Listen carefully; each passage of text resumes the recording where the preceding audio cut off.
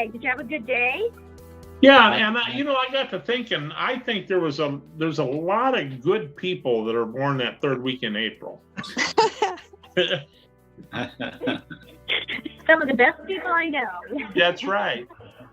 Well, we are close to 5 o'clock, and I'm wondering, Ben, your opinion as to should we open the meeting now? It's 5 o'clock. Let me just do a second here for Rebecca. Okay. Gonna see if we have a quorum here.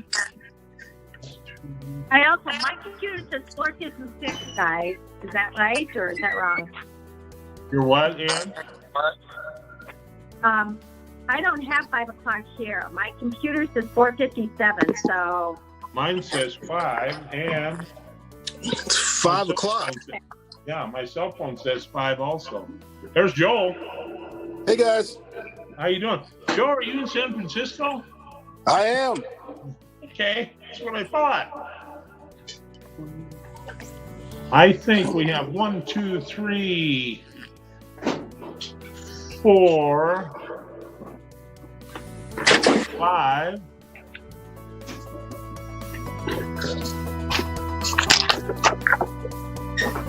Six, 7. 7.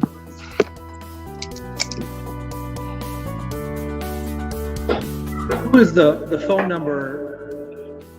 515-954-48092.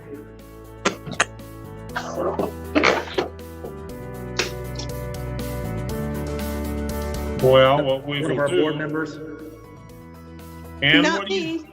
And what do you have for a time right now on yours?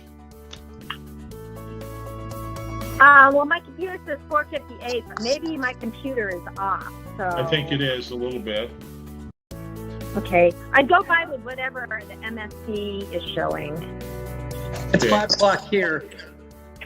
Well, I'll tell you what, we'll call it to order and then we will take the roll and maybe we'll have someone come in and then the minute, because we have people logging in and because of the special situations, Rebecca, no matter what we're doing, would you please advise us if someone else has arrived even though they may not show up? All right. Sounds good. You've got a quorum right now. Okay, well, we're good. Let's call the meeting to order of the Park and Recreation Board meeting for April the 28th. It is now 5:01 and we will call the meeting to order. Rebecca, would you please call the roll? Davis, Here. Sayers, Here. Potter, Here. Thompson, Here. Woodard, Here. Ballard, Here. Lohmeyer, here, Banter, Here. Anderson. Did I miss anyone? Barb, Bremer, Yes, here. Did you get Pew? Steve and Bill Main. He's here. who? Vilmain, Steve Vilmain,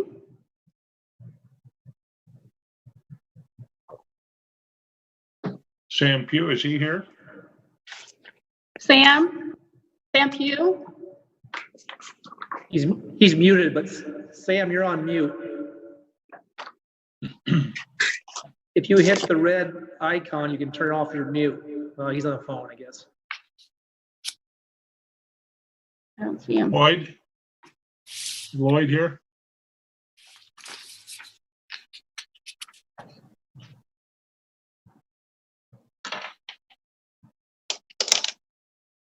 Well, based on the roll that is taken, Rebecca, so far, I show that we do have a quorum. Is that We do. correct? We have 9. Okay, so moving forward, what we will do is we will approve the agenda as written. And if anyone has any comment or wants to change or has a question on the agenda, just speak out now. Otherwise, we will consider the agenda approved. So any questions on the agenda or comments? Hearing none, we will consider the agenda as approved. Okay, we're going to go to the discussion item. And the next thing we will cover is the minutes from the February 25th meeting. My goodness, it was winter the last time we met. So, I'll perusing- move. okay, that's great. He moves. Second. Is there any discussion on that? Second, we have a move and a second. Second. Okay, let's see how all those in favor, how that logs up. Aye. Aye. Aye. Aye. Okay, all those opposed? Okay. The minutes are approved. Now we'll go to board action. Board action. And the first thing on the board action is the appointment of a nominating committee. And this is for the executive committee. Excuse me. And the executive committee, just to give an overview, and this was very thoroughly explained in the mail that Rebecca sent out. And they consist of a chair, a vice chair. I'm currently the chair. Vice chair is Andrea. Members are Bill Thompson, Cindy Fanter, and Sarah Lohmeyer. Now, moving forward on this, I do, we do have this as far as a procedure that we put together in the executive committee. However, we encourage anyone and everyone to come to those meetings. Those are start at 7:30 in the morning, and they are the second, Ben, help me out here, second Wednesday of the month. Correct, second Wednesday of the month. I just want to also update the record that Steve Vilmain is now on the line. Okay, great. Can you hear us okay, Steve? He's muted, but he can hear us. Okay. All right, so the executive committee, currently those terms are for 1 year, except for the chairman, which is a 2-year term. And so we will put together a nominating committee, and that nominating committee will talk with each member, each of our 15 board park members, to see who is interested in running, and then we'll put together a slate of candidates for the executive committee. But I do want to emphasize that is not shut out in any way. We encourage anyone and everyone on the park board to come to that, and everyone expresses their opinion. So right now, I put together a committee of Jim Ballard, Andrea Woodard, and myself as the nominating committee. 8092 number. So any comments on that? Any questions, any procedures, or anyone that feels that they would like to be on the nominating committee? Right now, Jim Ballard, Andrea Woodard, and George Davis. Comments? I think it sounds just fine. Okay. Any comments, Joel, anybody? I'm going by your pictures that I see up here. I think we should make a motion of some sort. Well, then we'll have the person from San Francisco make the motion. I would like to move that we appoint a nominating committee. Okay, and then that Members is, that Chair Davis mentioned. okay. Second, I'll second that. thank you, Bill. Rebecca, would you please call the roll? Davis, Yes. Bayers, Yes. Bremner, Yes. Otter, Yes. Thompson, Yes. Woodard, Yes. Ballard, Yes. Vilmain, He's muted too. Can you unmute him? 1 second.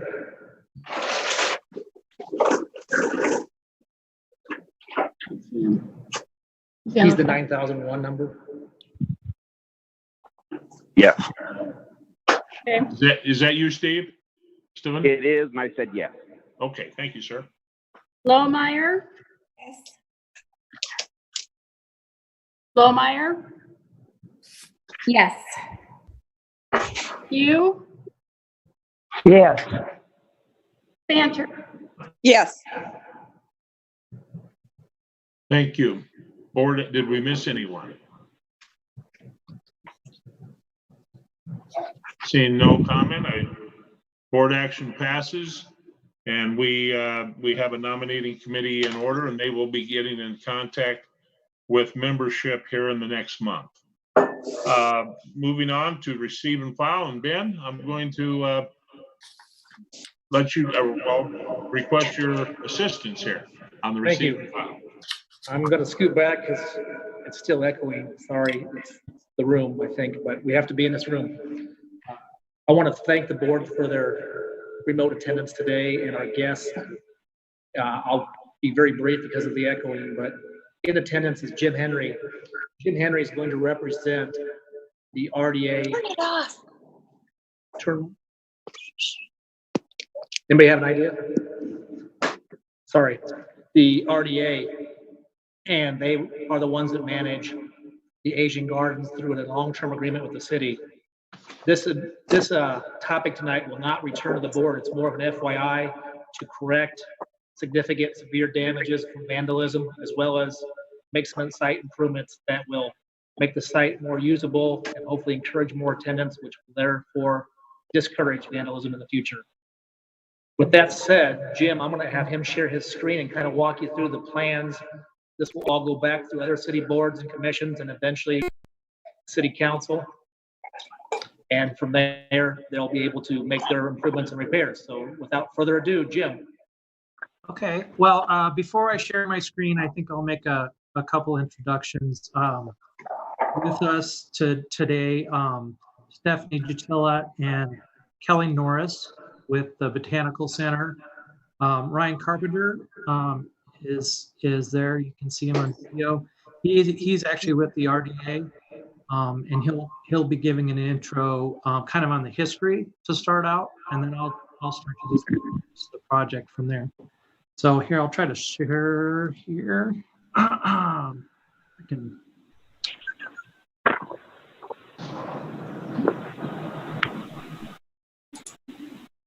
Okay, let me see if I can.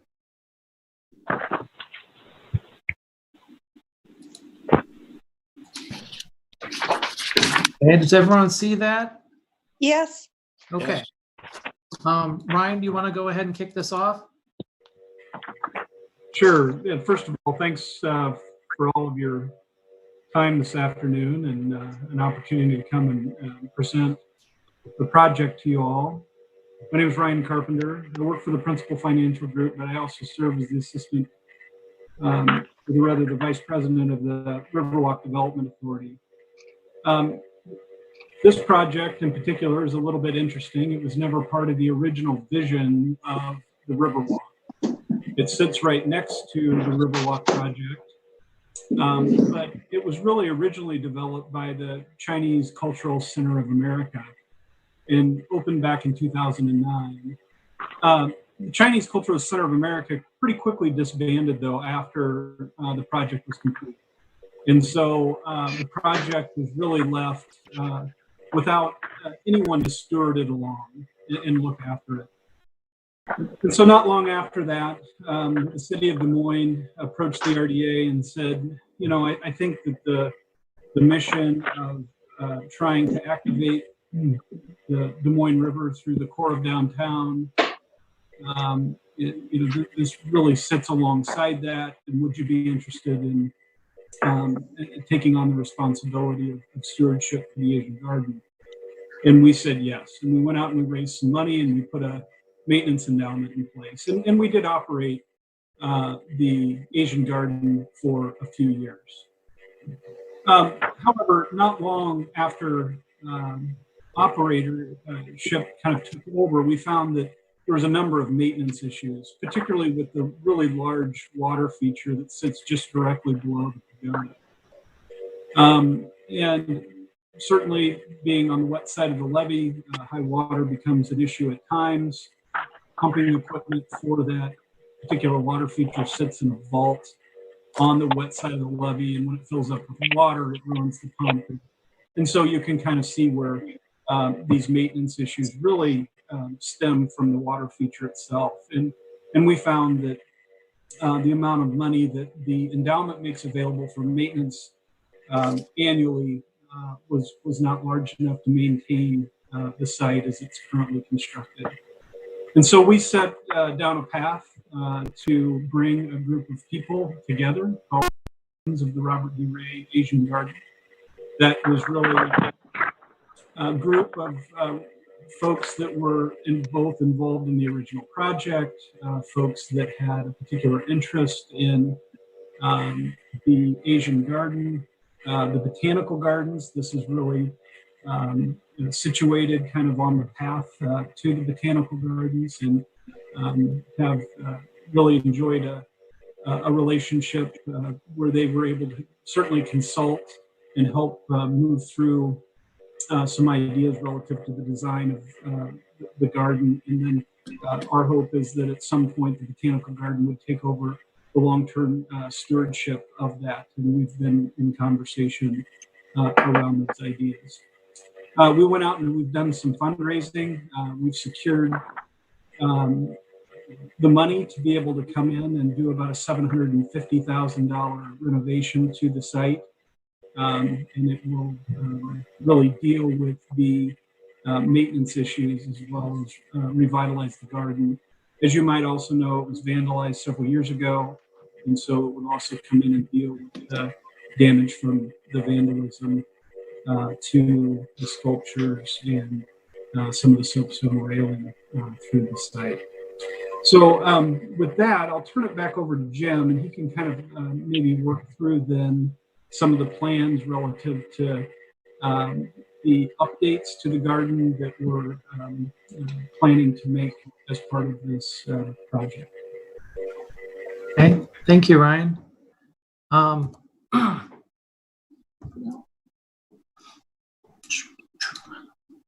So this is really just a list of highlights. I'll probably just touch on a few of these before we dig into drawings.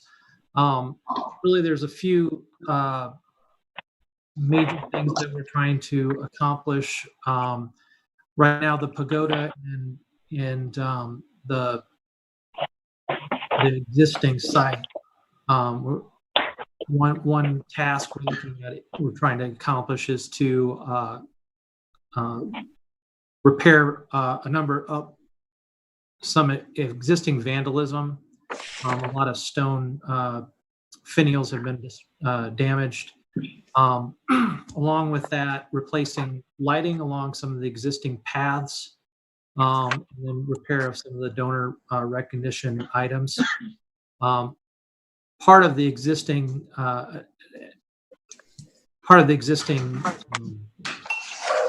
site includes a water feature underneath the pagoda that we're looking at. The function of it no longer works. We're looking to reduce that and actually fill in some of that so there's less maintenance, less issues with vandalism. Let's see. And that's the decommissioning of that. So then a big part of this is connecting the existing structures and site with there's a green space to the north, which we're planning to expand into that, create it says a drumlin and wetland pockets, and I'll show you what that looks like in a bit here. But a major item is making a connection from the end of the pathway that's existing up to the street sidewalk, to create an actual loop. Right now, the loop is a dead end and creates a lot of security issues for us. And then one last item here is, since this is part of the floodway, we're really, there's a lot of strategies we're using to balance the site and meet requirements with the DNR, Corps of Engineers, and the city in terms of cut and fill. So I'll keep going and give you sort of an intro here. My buttons aren't working. Let's go.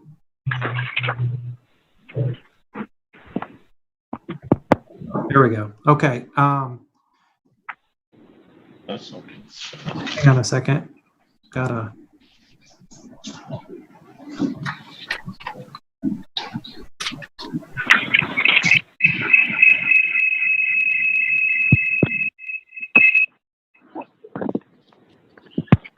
Sorry, my presentation's running really slow here.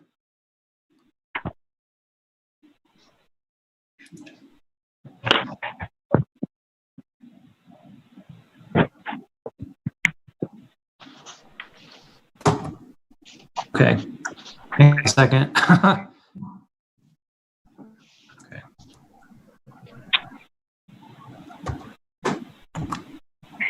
While Jim's doing that, if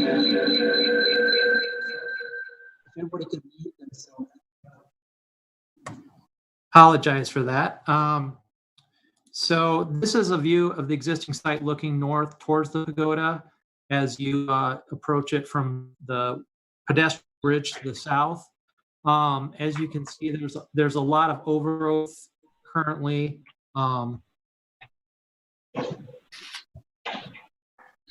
This is not working.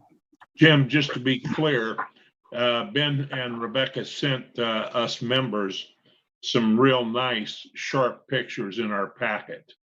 So if they're not showing up there, if we have, for the members that have the packet, we have very, very nice pictures in the packet, very sharp. Sure. Can everyone see the photo right now? Yes. I'm just gonna, Yes. I'm gonna kind of do it a little old school. Just ignore all this out here. Something's wrong with my presentation, but looking north, and here is the vision for the project, and it's really just trying to clean out some of the overgrowth, sort of adding plantings to accentuate the approach to the pagoda. The next, this is looking south.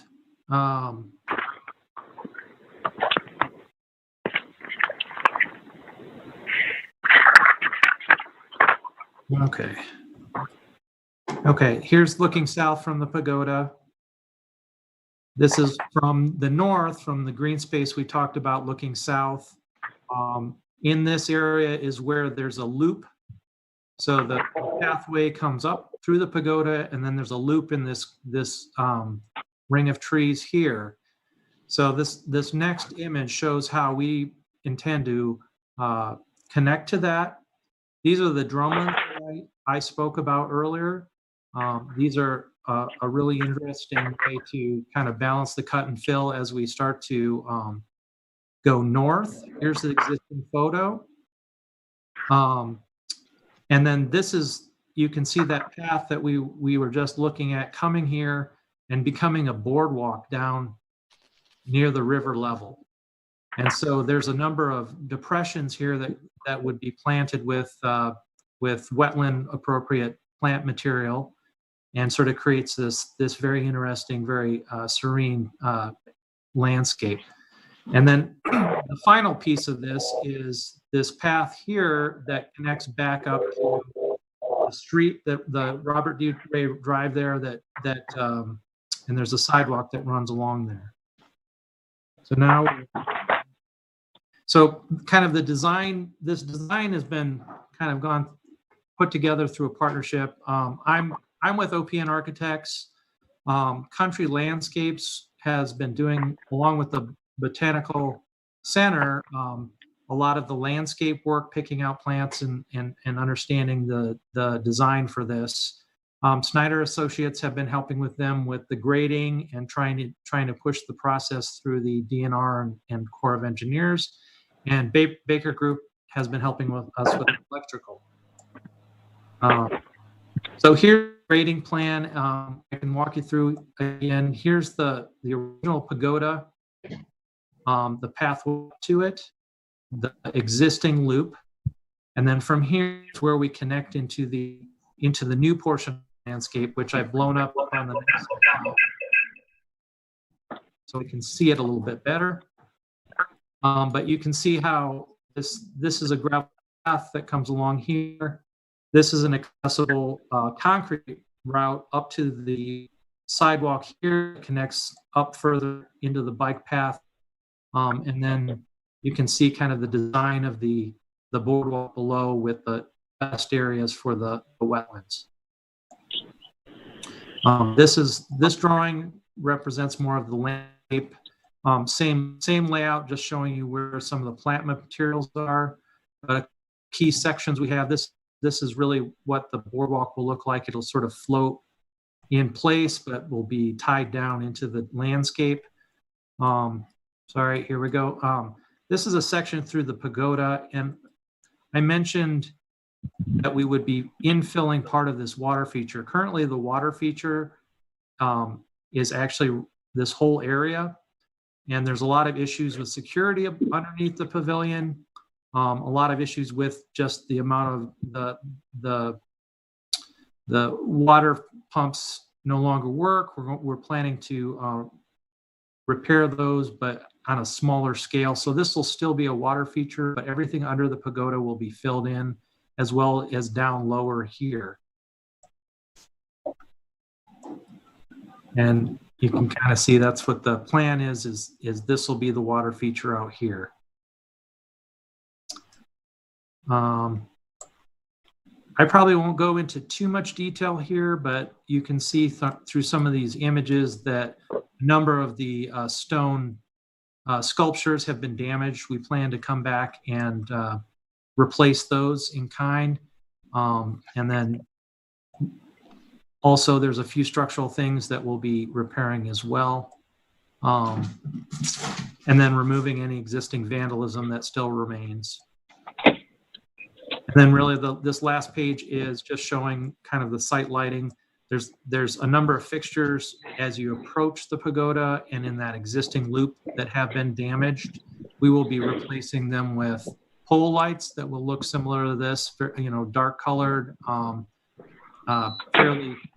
fairly simple, but that'll provide better lighting for that area. Will this have any type of camera setup for monitoring?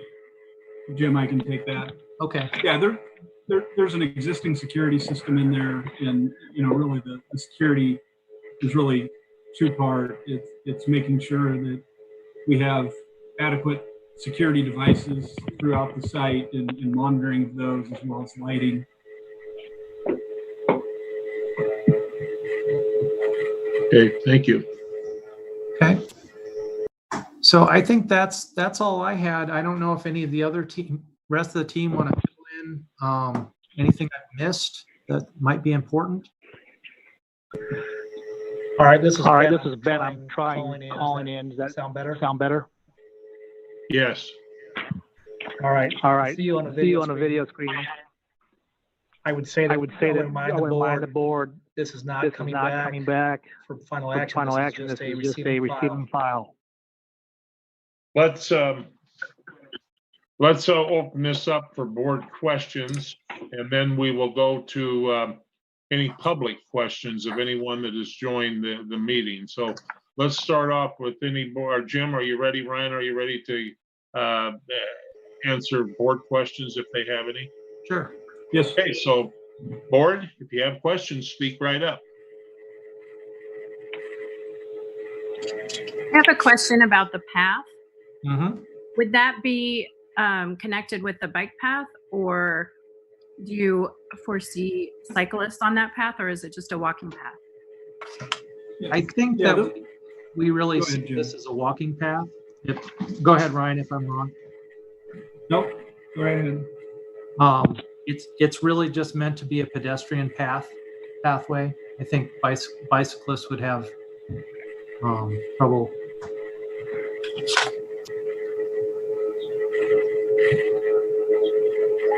I just wondered if it would connect to the trail and might get cyclists maybe accidentally. Oh. Yeah, I mean, certainly that is the bike path that runs along the top of the levee there. So, certainly, bicyclists could get off. They could probably even walk their bike through the site. As you can see, though, the site's a bit meandering, and it's partly cinder, partly paved. It gets a bit narrow coming through the pagoda there. So I'm not sure that people would ride their bike, but could easily walk their bike through there. They could park their bike, walk through, and then join back up with the trail as well. So certainly wanted to have better connectivity, particularly on the north end of the site back to the bike trail. And then certainly walkers can come off the Women of Achievement Bridge, come down through the site, and then rejoin on the north with the bike trail. When is the project expected to start, and when is the expected completion? Yeah, so we would like to get started later this spring. It sits on the wet side of the levee, so it's going to take Corps of Engineer approval. The biggest majority, particularly the piece to the north that takes grading, is going to be 100% dependent upon when the Corps reviews and approves the project. Now, there are elements of it that are effectively in flight that kind of sit inside the maintenance category. So the replacement of the stone statues, some of the plant material replacement, and the items that really around the pagoda we can do without having to go through the full permitting process. So I think you'll see two phases of work: an early phase of work that doesn't require permitting. Then once we have the all clear from the Corps of Engineers, we'll come in then and complete the larger grading and then the installation of the pieces to the north of the pagoda. Okay. I've got a question about am I muted? Nope, we hear you. Okay. I've got a question about the replacement of those statues. I remember a few years ago when they were damaged and but they were imported, if I remember correctly. Are we replacing those with the same type of imported stone or culturally significant carving, or explain that to me, please? Yeah, sure. So the statues themselves are being replicated in kind. So they're being manufactured out of the same materials, and they will look the same as the statues did when they were originally constructed. You're very right, Mr. Potter, that those were manufactured in Japan and shipped, as was the pagoda and the handrails. All of those things were actually manufactured, assembled in Japan. It was all taken apart and shipped here. Now, we were able to find a supplier domestically to refabricate the statues out of the same material, but they will be produced domestically. Thank you, sir. Anything else, board members? Do we have anything from people that have logged on and participants in the meeting? Chairman Davis, can you hear me? Yeah.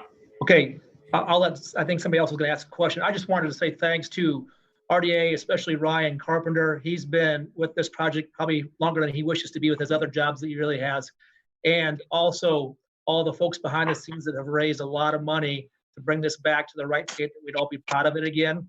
And OPN, they've done great work. And this repair, although maybe looks like it could be simple, when you layer in the DNR, the Army Corps of Engineers, and the city processes, it's quite complicated and one of those projects that people who maybe in their right minds wouldn't want to volunteer for. So again, Ryan, thanks for all your leadership on this. It needs to be done, and it wouldn't have been done without RDA, Principal, and OPN. So thank you to the team, Country Landscapes, all those good folks, Botanical Gardens. Cindy, Mr. Davis, I'm happy to say a little bit about the Botanical Gardens' role in this and what the potential future role is if you're interested. Yes, go ahead. Excellent. Stephanie Judula here, the president and CEO of the Greater Des Moines Botanical Garden. Great to see each of you. We have been adjacent neighbors for a long time with the Asian Garden. Many people have thought that it was under our operatorship, and Carpenter and many others who've known the project for many years asked if we would come to the table, and we were delighted to come to the table to help solve something. And the request has even gone a layer further to ask, would we consider being future operators of it? And we are navigating that process with the RDA, but the RDA is the one leading the charge for the improvements, which have been detailed today. And we're excited that private money has been raised to support those improvements. And we'll continue to work with the city and RDA to figure out what that future operatorship looks like. And right now our board is going through a due diligence period, and so far no red flags, and we continue to want to follow the process. Stephanie, is the RDA under the auspices of the city of Des Moines? I'll have Ryan or Ben explain that. That's beyond my understanding and comprehension. Okay, I'm just curious. Yeah, so the RDA is not. We do have representation on the RDA from the city. So the mayor sits on the RDA. Matt Anderson contributes but is not a voting member. And then Councilman, well, it used to be Coleman and Boss. But at any rate, so we always have 2 city council members and the mayor on the RDA, along with a variety of other folks that donated or contributed to the RDA during its development. So, so at any rate, it's really a collaboration with the city, and we do have city membership on the RDA. Thank you very much. Any other comments from board? Any other comments from audience? Well, thank you for a very good presentation, and this is definitely going to be another asset for Des Moines. Thank you all for all of your time today. Much appreciated. Thank you. Thank you. I'll move to receive and file. Okay. I'll second. All those in favor? Aye. Aye. Opposed? It is received and filed, and we will follow this, Jim, with absolute interest. Thank you, Jim. Thank you, Ryan. Thank you. Our pleasure. Have a good day. Thank you. Give our friends a brief moment to log out that don't want to continue on our agenda. No, I can't believe that would happen. Don't say it like that, Ben. We just lost everybody except you and I and Joel. I'm still here. Okay. I do want to assure the board that we've had several rounds of testing with this technology, and of course it worked flawlessly every time for the last few days, and then we start off today with technological issues. So but thank you to Rebecca. She's done a ton of work behind the scenes to work with our IT department and our PIO's office to make this work. And I think, I don't want to jinx us, but as of the last few minutes, it seems like it's working good now. So. You sound better than you've ever sounded before, Ben. Well, That's right. It takes a lot to do that. That's more than behind the scenes you don't know about. So That's Joel left San Francisco. I did. this. I'll tell you what. I think this is going very smooth. This is actually the first rabbit hunt for a lot of us on this type of stuff. So this is going very, very smooth. Thank you, Rebecca. Thank you, Ben. Good. Okay, we have another receive and file item, Ben. So this is the recreational subcommittee bylaws. As a board, you have your certain set subcommittees like the golf advisory, the cemetery advisory committee, and so forth and so on. Now that you've passed the idea of a board or a subcommittee, we want to have you look at the rules, and they'll be coming back next month. So we have the rules in front of you. We'll entertain questions. Matt Kalswich is here to ask or to answer those questions. Are you there, Matt? I am. Chair Davis, members of the Park and Recreation Board, Matt Kalsovich, Recreation Manager. Thank you for the opportunity to share this information with you. For those of you who've served on many of the committees, subcommittees, you'll see a lot of similarities with other bylaws that we've developed. And as Ben mentioned, we present this to you to see if you have any specific questions or concerns, and I'd be happy to address any of those at this time. Lord? When this was sent out, a lot of us looked through this, Matt, and I think you did an excellent job refining from when this was originally presented and up till now. And it's very well defined. Thank you, Chair Davis. As I mentioned, we had a lot of work that's been done with the other committees, so we didn't need to go too far to develop what you see here. I think it is a tremendous jumping off point for this committee, and maybe an advantage this committee will have over other subcommittees previously that were starting from a point of being less developed. Again, between now and the next meeting, should there be any comments or concerns, if we don't don't have any questions that come up tonight, we'll certainly look into those and have an updated version to you prior to the next meeting to evaluate. Board, any questions, board, or spectators? That any questions from our public?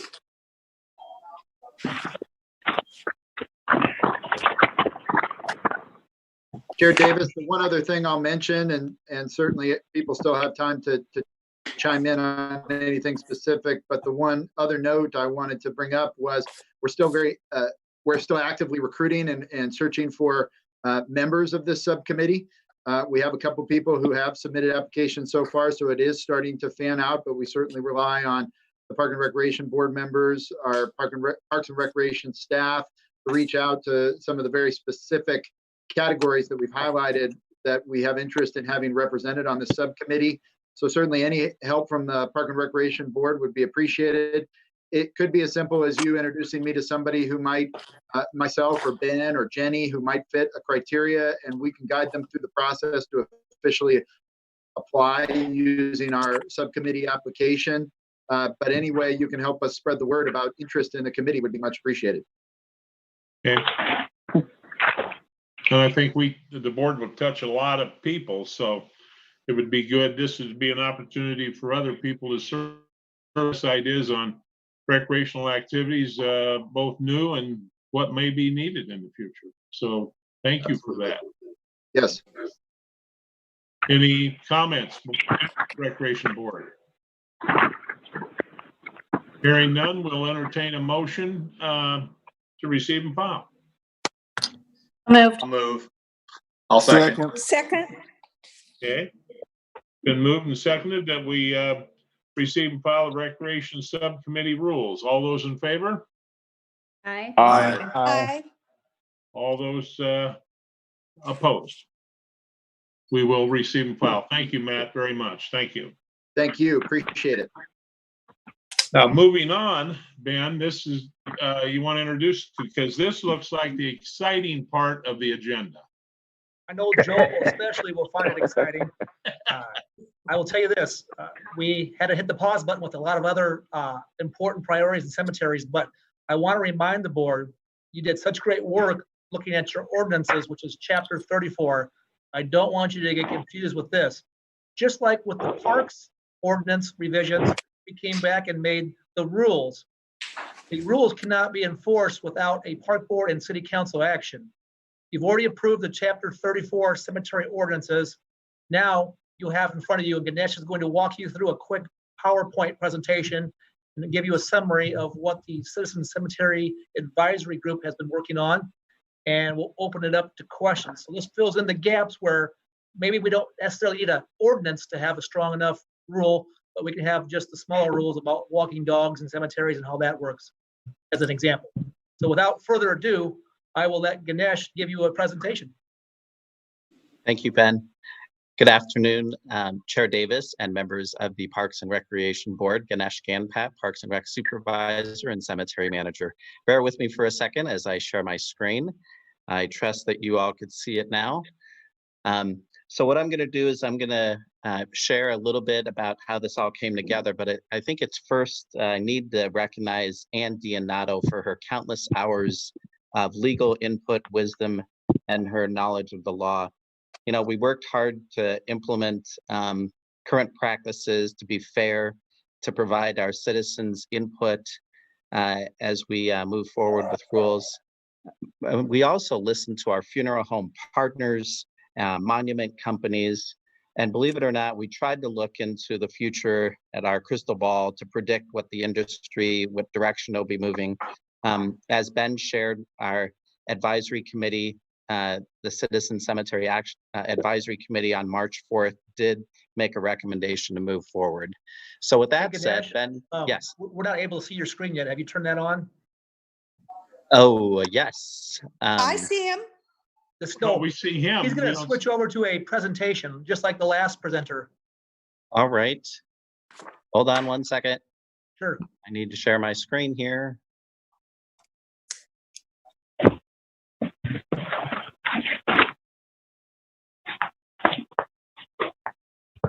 There we go. Is that better? Yep. All right. Okay. So as we look at Chapter 4, just a quick recap. This dealt with a lot of work in the ordinance relating to management. We also addressed sale of internments, memorials, maintenance fund, and public conduct. So to make something enforceable, as we look at this, the general aspects of what we do and who determines what in the way of burial spaces and grounds and so on. We also looked at materials, decoration, flower receptacles, and I'm going to walk you through all this in individual slides so you get a better understanding of what I'm talking about. Everything that we've done basically aligns with Chapter 34 of the our ordinance, and that falls under the Iowa Code for the Cemetery Act. Now, the last time that changes were made was on September 16th of 1996, which is about 23 and a half years ago. So our rules really needed attention. As we look at who is responsible for what, for example, we defined in here, it's still the family member's responsibility, of course, to clean and maintain monuments, headstones, and so on. But we wanted to specify what if they couldn't do that anymore and how the city could step in. We've been doing some of this already with the Woodland Monument Project, being able to level stones and so on. And we just wanted to formalize something in our rules. So the types of materials that we're talking about, it's interesting to me sometimes what people will want to use as an actual memorial. So we've defined that in our rules and talked about who and how that gets installed. We also talk about memorial benches. Now, memorial benches are kind of an up and coming thing that's real popular with the monument companies. Sometimes they're intended to be actually functional, and sometimes they're more meant to be decorative. What we wanted to do is actually make them functional, which was the intent when the industry put this together. So we wanted to put something, if somebody was going to be sitting on it, to be sure it was going to be something that's safe. As we address decorations, we're a cemetery that gives people the ability to put natural plants as well as artificial decorations into place. People occasionally bring glass bottles of liquor, provide rock borders, put up yard sign, bring in invasive species, and we wanted to have the ability to be able to manage those as best as we could. So we do have the decoration removal period, March 1st, July 1, and October 1, that allows us to do a clean sweep of the cemeteries, remove anything that might be in violation of our rules, anything that's unsightly or faded, and also things that are unsafe. And when I talk about unsafe, we have a tendency, if the grass gets a little high, that a vase might get ran over because it's not turned over or in a wrong location. So with us doing 15 to 20 mowing cycles a year and constantly in and out of cemetery blocks as we do maintenance, we wanted to be sure that we list our rules and not be responsible for paying for those vases.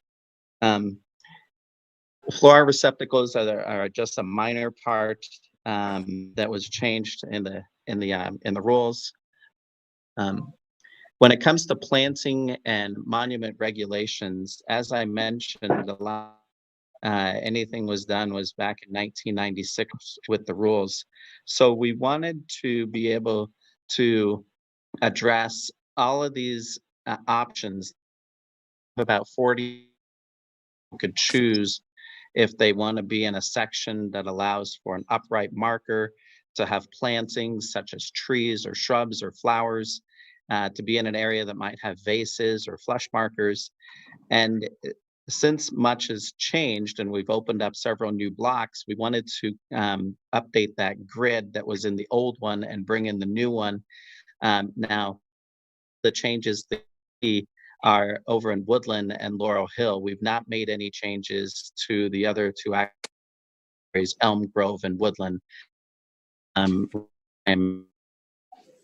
Under public conduct, things that we wanted to address here, they're consistent with Chapter 34 in the Iowa Code. The part that we highlighted was in commercial photography to be sure that we address how we treat drones, and then clarification with people that own pets and service animals, how we manage that. And Anne provided some existing examples of from Chapter 74 that mirrors that. Other things that we addressed were, and this is being a little bit more proactive. We don't really see this here in Iowa, but nationally it does occur where they're put vulgar images and symbols and things that might be offensive or create violent reactions. So we've addressed that in the rules. And then we, for a number of years, have offered these cemetery tours that Archie Cook does at Woodland. We wanted to continue to keep in the right spirit with that, with promoting things that are educational or historical.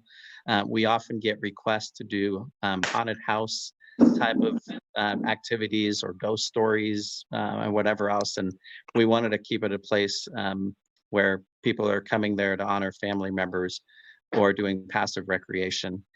There was also a section that we added addressing rentals of mausoleum. So everything that I've said, what we've tried to do in this is mirror what's already in Chapter 34, updating our rules to make them enforceable. And like I said, it is something that the Cemetery Advisory Committee has already looked at and approved. I'm going to go ahead and stop my screen and give you an opportunity to ask questions at this point.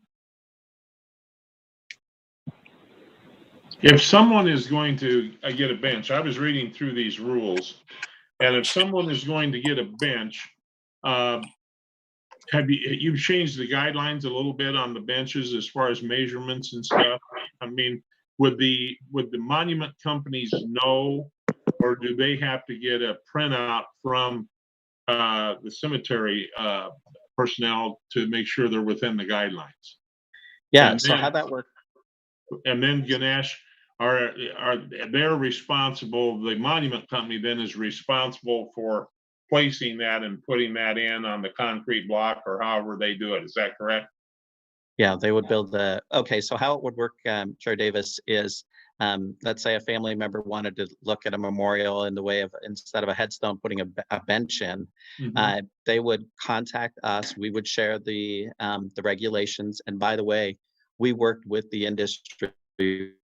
We worked with the monument companies to get a general specification of what they sell. So we made sure that that was safe. And then once they initiate that, we get a order that tells us about the foundation. We actually set the foundation. We build the concrete foundation, and then they come out and place it. Okay. There were no previous, it was never addressed with benches in the past before. So this is new that we've added. Okay. I have another question. I get fascinated by this stuff. In fact, your cemeteries are in very good condition. I've driven through them during this quarantine quite a bit. Let's say someone put in pre-death memorials like benches and stuff, and so then we say have the burial in the future. Does the bench have to be removed and then replaced for the burial or not?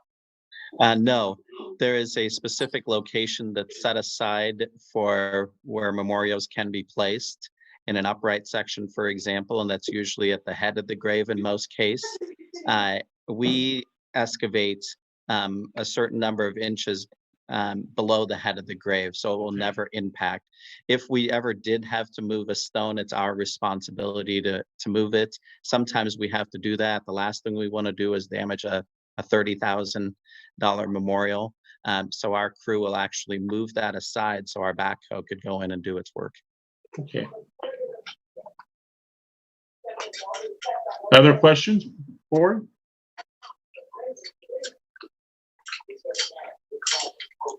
Apparently, I'm the only one fascinated by this, Ganesh. Well, I know Mr. Potter is. I am, equally fascinated. Fascinated as much, I'd like to make a motion to receive and file the cemetery rules. Okay. I'll second that. Okay, motion to receive and file cemetery rules. All those in favor? Aye. Aye. Aye. It has passed. And but Ganesh, before I let you go, I should open this up to any questions for any spectators, general knowledge questions that additional spectators would have. So we can open that up right now. Okay, seeing none, we can move on. Thank you, Ganesh. Always very professional. Always a great presentation. Thank you, Chair Davis.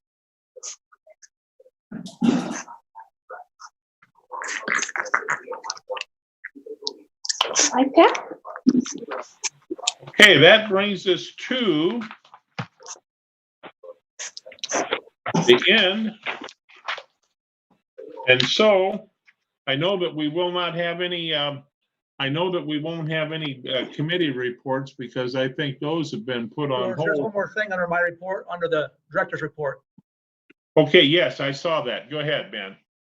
I would like to share my screen here with you and give you a brief presentation. I know that the board's already been privileged to this information, so this is also for the public and should be what we should be sharing right now with the public. So one second here. Can everybody see my screen okay? Yes. All right. Yes.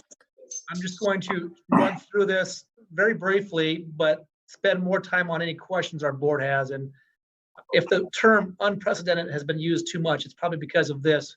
But we truly are in uncharted territory, and we continue to try to navigate through COVID-19 and how it affects city government and things beyond city government. The most important thing we look at is the health and safety of our community and our citizens and residents.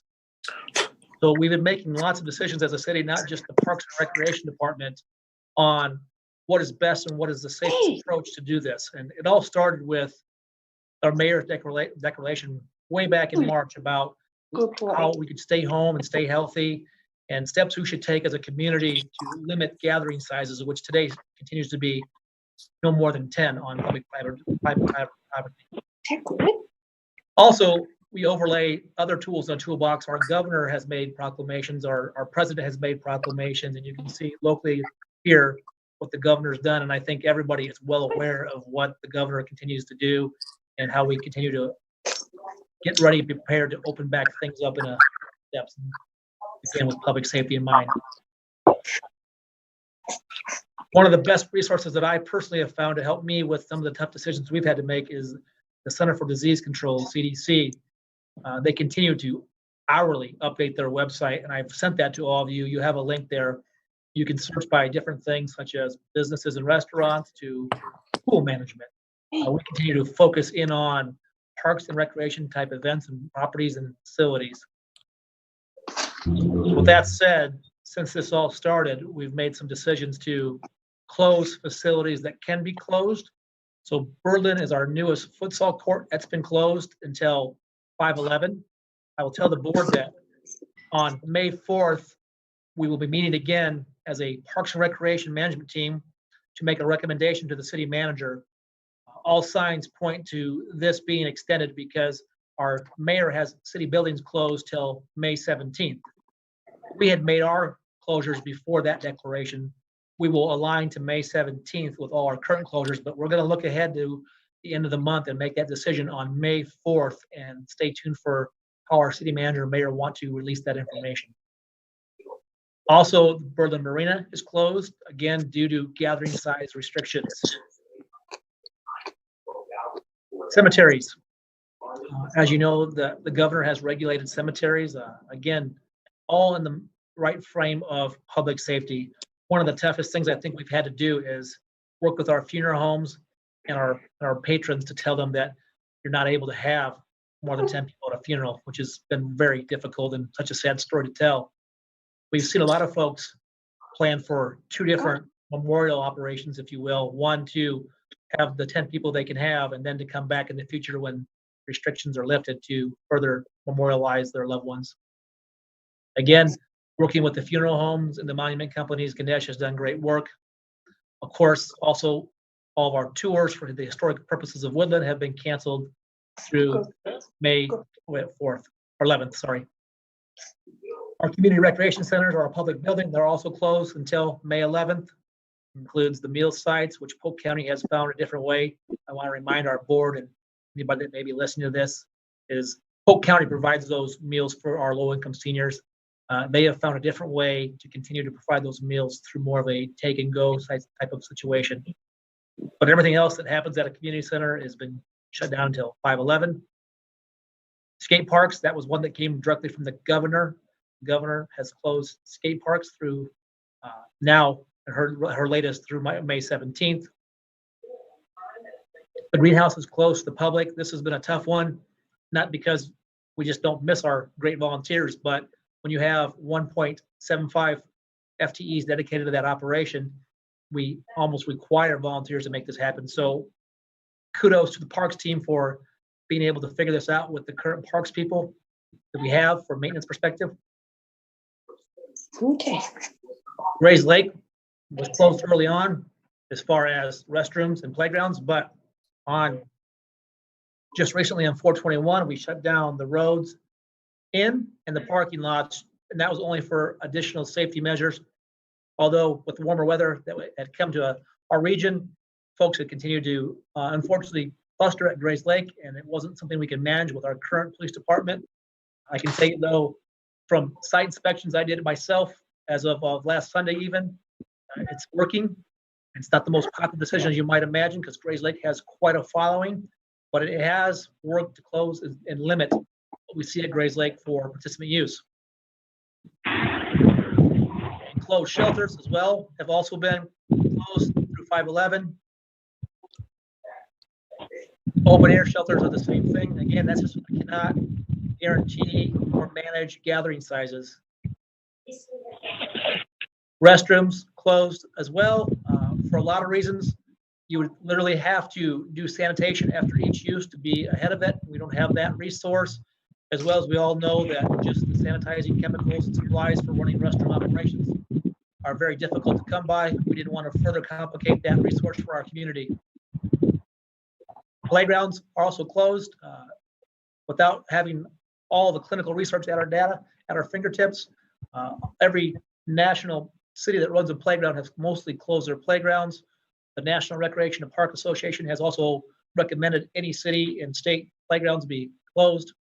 Again, not knowing enough information yet on how long COVID-19 might be able to stay on a hard surface. Special events closed. That's all due to gathering sizes. We really don't run very many things that are not 10 people or less. So those are large events that needed to be canceled. Major revenue sources. Earth Day Trash Bash. What a good thing for our community. What a sad thing to do. But we've seen some very nice residents come to us wanting to, 1 and 2 together, pick up trash across the city. Councilmember Bozen kind of kicked that off. If you didn't catch that, she was in the Des Moines Register. So folks have occasionally come to us asking for some trash bags and where to dispose of that. That's been nice, but it's not something that we're ready to make a formal program at this point. Spray grounds closed through 5/11. Again, all these will be extended when we know more information by 5/4. Sports courts stay open and team sports are not allowed. They're prohibited. Why that is you can still use a basketball hoop to get out and do your recreation in small groups. You can shoot. You don't need to play an actual game. So those are open, as tennis is also open at this point. Sports complexes are closed because of the large gatherings that they promote. James County, our adult softball, our Savage Fields, our county complexes. I don't expect you to read all these slides, but as you know, there is just a tremendous amount of programs that have been postponed, canceled, and will be all refunded. That's one of the nice comments we've seen as a theme is most of our participants can't believe that there's no administrative fee. Is there a question?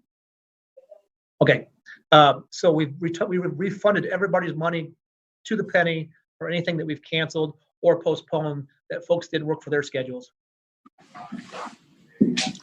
There's more decisions to be made, as you know. This slide is just to point out, and we'll be communicating with our board on this, but there are more things that now need to be reevaluated as the restrictions continue on through the month of May. Of course, trail events are canceled, but not use of trails. I want to be real clear. Our trails and parks are open. We again ask everybody to practice safe social distancing and take some social responsibility. Make sure you come to the park. If you're not feeling well, don't come to the park. If you are, make sure you bring your own water. Make sure that you don't need a restroom because they aren't open. Make sure you bring some hand sanitizer with you in case you have to sit down or tie your shoe on a public bench. We want to make sure you use our parks in a safe manner. We've already highlighted the recreational programs. There's just a whole host of recreational programs. Here's a sampling. Behind the scenes, I want to tell you that we are in really good shape. I've never been more proud of this team than I am right now. We have continuing of operations plans, and we have plans about phasing facilities and services back in based upon restrictions. If tomorrow morning, which I don't expect, the governor would come up where the mayor would open things beyond 10, we know what we can do at 50, at 100, and then 250 and so forth on gathering sizes. Everyone in this department now has at least 2 people, if not more, for a backup to do their routine job.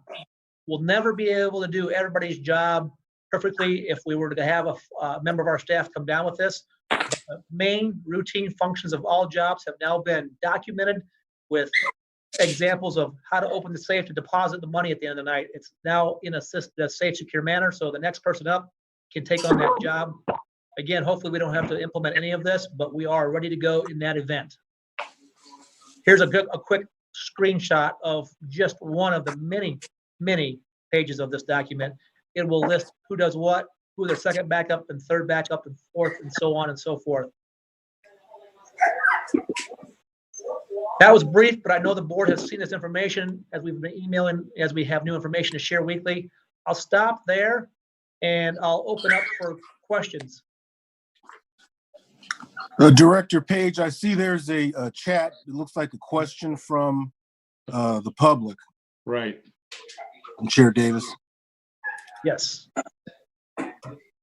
Closing streets, to answer that question, is not under the jurisdiction of the Parks and Recreation Department. That would be a question for the City Engineering Department. They have a division called Traffic and Transportation. So what I've been telling folks is the board and staff, we look more brilliant than we normally are because we've changed our ordinances at cemeteries.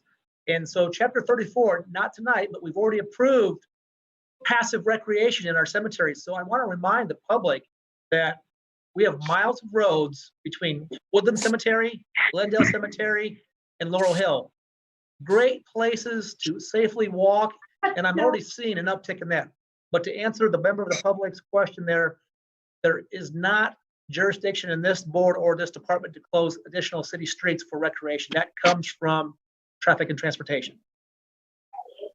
Thank you, Joel, for pointing I've that got a question, Director Page. Go ahead. A friend of mine just bought a fishing boat and he really likes to fish at Gray's Lake. When can I tell him to expect him to be able to get his boat into Gray's Lake to fish? That's a good question. That's like asking me what tomorrow's lottery numbers are going to be. I'm not quite sure at this time. The tools, the tool bag that we're using, of course, start with the governor and the mayor and the city council. They've closed down city buildings. So the last thing that we want to do is send a conflicting message out that it's still okay to do some of the things that we've closed down in Parks and Recreation, but it's not okay to go to City Hall. It's quite a complicated equation to sort out, but I can tell you this, the COVID-19 section of the city website is the best place to go to keep up to date on all things city, all city services. I would tell them to continue to go to that. I think I've sent that to board members in their link. Hopefully soon, this has been the hardest, most trying thing that we've done. I tell everybody when I talk to the member of the media or if I talk to a resident, Parks and Recreation is designed to bring people together, to recreate, to have fun, to be healthy. And so everything we're doing now is the opposite of what's been ingrained in our professional upbringing. So I hope soon, Mr. Potter, I hope 3-4 weeks down the road, there'll be less restrictions and we can slowly open things back up. But again, we'll always err to the side of caution with the public safety until then. One follow-up, Director Page. Are there any other city-owned boat ramps where a citizen could go fishing? Yes. Currently, that's a great question. Prospect Park has a boat ramp, and Birdland Marina, just adjacent to Captain Roy's, has a boat ramp. There's also not a park space, but a city space that's public, run by City Public Works, Harriet Street, which is not very far from my office, across the street from Corvaro Park, behind the old La Pizza House. If you're an old South Sider, you'll know where that's at. There is a public boat ramp right there that you can get in on. Thank you very much, Director Page. My pleasure. I think there's another chat question, or unless I'm misreading it. I don't see any new chats up on my screen. Is anybody else? I think it was a thank you. Oh, thank you. You're welcome. Barb, you have it.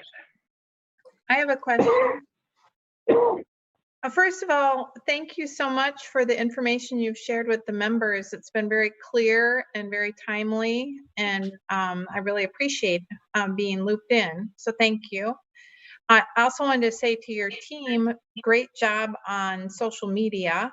In particular, I'm on Instagram and have appreciated the videos and just the kind of effort at presenting content that keeps people connected and aware of the variety of resources that are still available through our extensive parks. So thank you. Good job on that.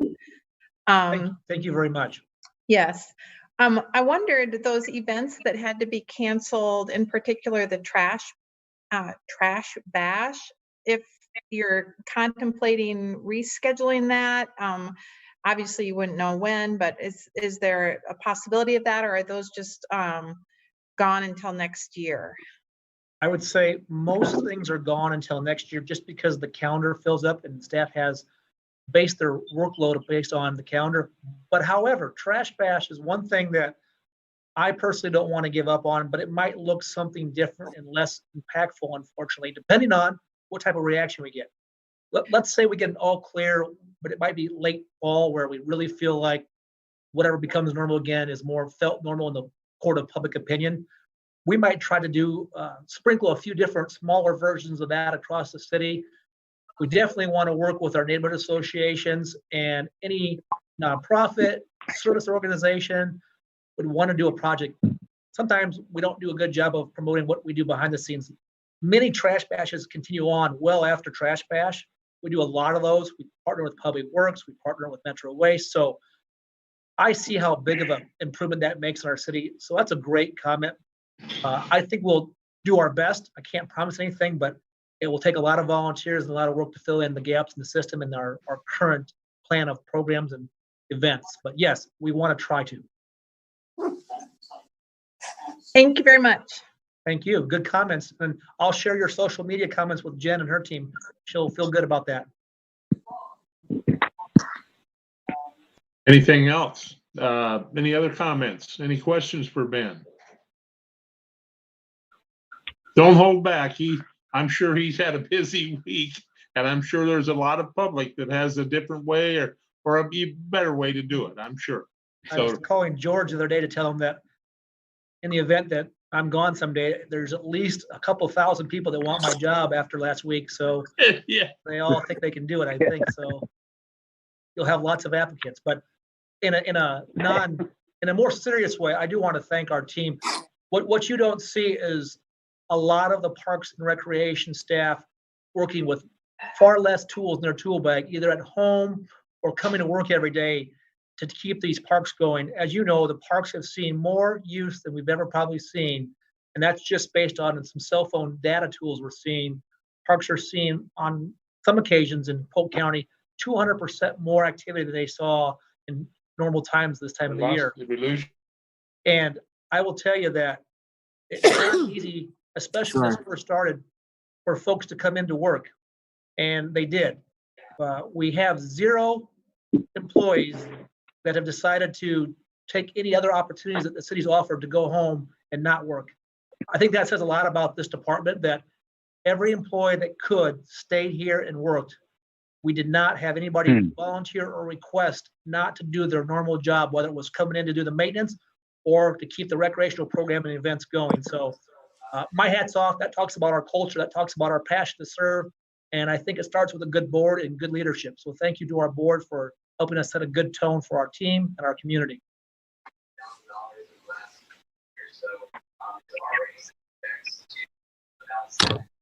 Well, thank you, Ben, for all the work that you've been doing, and you look good on television.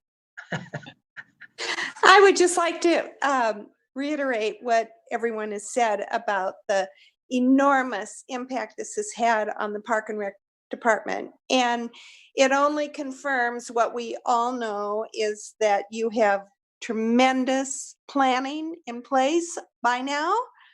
And you have had to alter that enormously. And we thank you all for being so flexible. Thank you. And anything else? I'm sorry. I just want to echo those comments. And I just want to say thank you so much for keeping the parks open.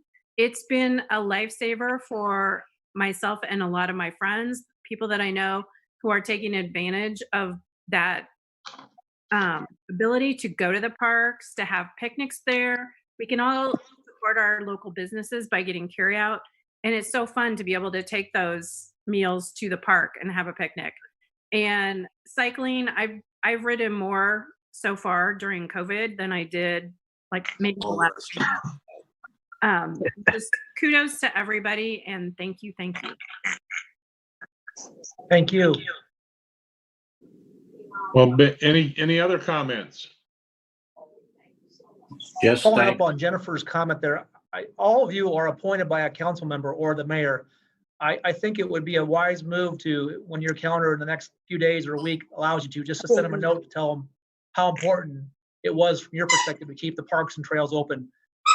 They have a lot of folks telling them also what's the best way to run the city. And there's been pressure to do things like close parks and trails. And I totally agree with what board member Sayers has just said about we need to have these parks and trails open. There's not many places to go. We're rural, yet we're also very urban in Des Moines. And there's a lot of folks that don't have front yards or backyards, and without a place to go, where would they go? Crazy. Yeah. Yeah. Yes. Any other comments? Ben, we want to thank you. Your staff is doing a great job, and I know that you're probably working more than 40 hours a week, even though they say you're working from home. I wouldn't want to put in the hours your staff is right now. We've got the A team here. That's what makes it work. If there's no other comments, Ben, do you have anything else to add? Look for an email from Rebecca. I want to remind the board, your next meeting is coming off of a holiday. Memorial Day is a little bit earlier this year, so that Monday before the Tuesday is the holiday. So we were going to quickly send out a little email to poll to say, do you want to move the meeting or do you want to keep it on? And so we want to have the most attendance and have a quorum, obviously. So look for an email from Rebecca. Okay. Well, if there's nothing else to add, I certainly want to thank everyone for coming. Tremendous turnout for a Zoom meeting, tremendous. So with that, I'll move, George. Okay, I like your style. I like your style. Y'all beat me to it. He did. He did. All those in favor? Aye. Aye. Okay, except for safe, everybody. Opposed. All right. Thank you, guys. Thank you. We are adjourned. Thank Bye, you. guys. Thank you. Okay. Bye-bye.